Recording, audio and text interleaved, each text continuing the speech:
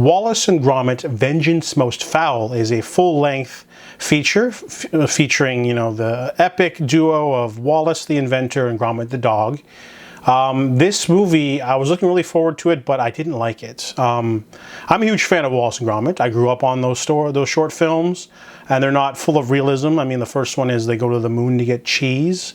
They've dealt with robots, they've dealt with criminals, they've dealt with serial killers.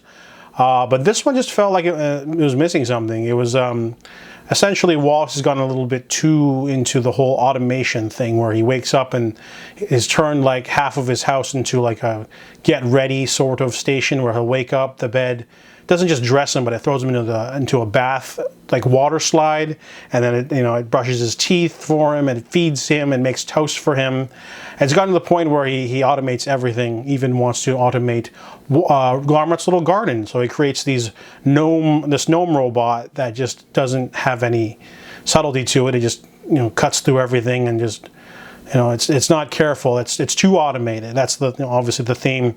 But the villain from the second short, I forget the name, but Feathers McGraw is a penguin who's been at the zoo where his prison is, and he somehow hacks the Gnomebot into becoming evil. So it creates more Gnomebots, and then it starts building something, and then the revenge plot, train chase. It was really overblown.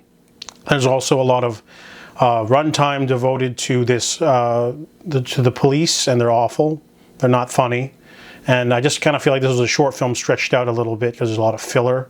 And honestly, the movie didn't even need the villain. Like, if you just made this AI gnome instead, and the gnome is just so clueless that it starts trying to automate everything itself and becoming like a dark version of Wallace, like create its own army to be more efficiency, take over the city, like if it was like that, it probably would have been fine. You don't need the Feathers McGraw character. He doesn't really do much.